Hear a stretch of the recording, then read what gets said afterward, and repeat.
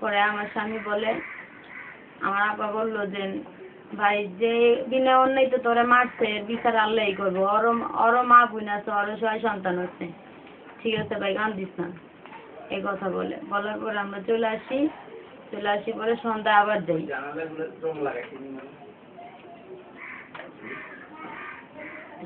সন্ধ্যাবেলা আবার ফোন আসে, সন্ধ্যা 7টার দিকে ফোন আসে এসআই আনিস দারোগার মোবাইলে।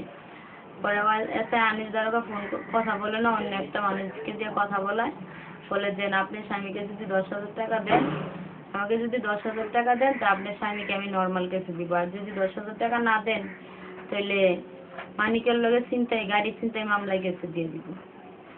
পরে আমি বললাম ঠিক আছে স্যার, আমরা ভাব করে নিয়ে আসতেছি। পরে এই কথা বলার পরে আমি আর আমার বোন মানে তাসলিমা বেগম তোরা যাই প্রায় 9টা 9:30টার দিকে, যাইয়া ওনাকে ফোন দিই। দেওয়ার পরে বলে যে আমি তো ডিউটিতে বাইরে গেছি, আমি এখন যেতে পারবো না। স্যার আমি তো টাকা নিয়ে আসছি। বলে যে টাকা নিয়ে আসছেন, আমি তো ডিউটিতে। পরে দাঁড়ায় থাকি পরে অনেকক্ষণ ঘোরাঘুরি করার পরে বলতেছে, আবার আমি বলি আপা সকালবেলা খাবার দিয়ে গেছি, 2টা বাজে খাবার দিয়ে গেছি, দেখো এই খিদা লাগছে না, চলে কিছু কিনে দিয়ে আসি।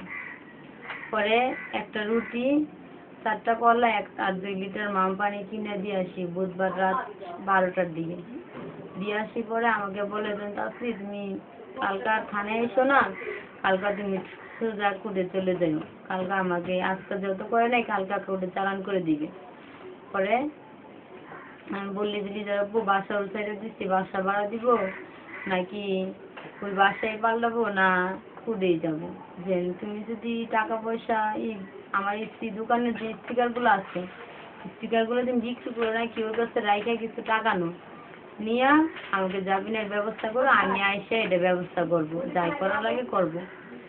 পরে এই কথা বলার পর আমরা চলে আসার পরে ভোর 4:30 বাজে, মানে বুধবার রাত যায় সকাল 4:30টার দিকে ফোন আসলে আমার স্বামী আমার সাথে বলে দেন তাসলি আমি মিজান, আমি ঢাকা মেডিকেলে আছি, তুমি তাড়াতাড়ি আসো।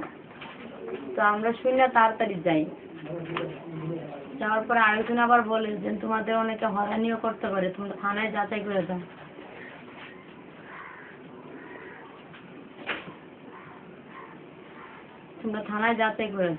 পরে যাচাই করি, ওখানে যাওয়ার পরে সেন্টিকে জিজ্ঞেস করি যে ভাই গত রাত যে মিজানকে খাওয়ান দিয়ে গেলাম, মিজান কি আসছে? পরে বলে হ্যাঁ মিজান আসছে। ভাই বলে দেখেন না আসছে নাকি? হ্যাঁ আসছে। পরে যাই, উনি বলেছেন হ্যাঁ আসছে, আপনারা কোর্টে চলে যান, উনি কাছে কোর্টে চালান করে দিবে। পরে আর একটা মেয়ে থাকে মুহুরি, ওনাকে বলি আপা আপনি তো যেতে টাকা লাগে না, আপনি একটু যায় দেখেন না।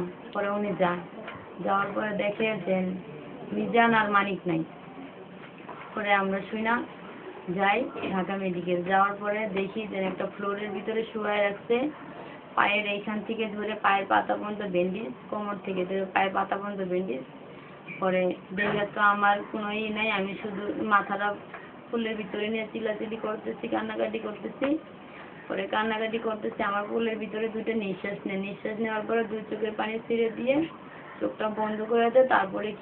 তারপরে আর কোনো কথাবার্তা বলে না। আমি আপাকে বলি আপা ওই যে উঠে মনে হয় মানিক হবে, ওকে তো গুলি করে পায়, ও তো ব্যান্ডেজ।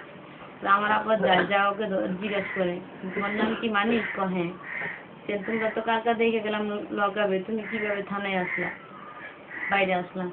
যে বলে যে না পা এভাবে আমাদের রাত্রে 1:30টা বাজে থানা লকআপ থেকে বাইর করে চোখ বাঁধে গাড়িতে উঠায় বলে যে তোদের নিয়ে আসামি ধরতে যাবো। এই কথা বলে একটা নিরিবিলি জায়গায় আয়না, তারপরে করে আমাদের 2 পায়ে 2টা গুলি করে বলে যে বাঁচতে চাইলে পালা। তো মানিকে ইচ্ছা করে পড়ে যায় শুয়ে যায়। আর আমার স্বামী দৌড়ানোর চেষ্টা করে দেখে আরেক পায়ে গুলি করার পরে পড়ে যাইলে পরে আর কি আর বলতে পারে।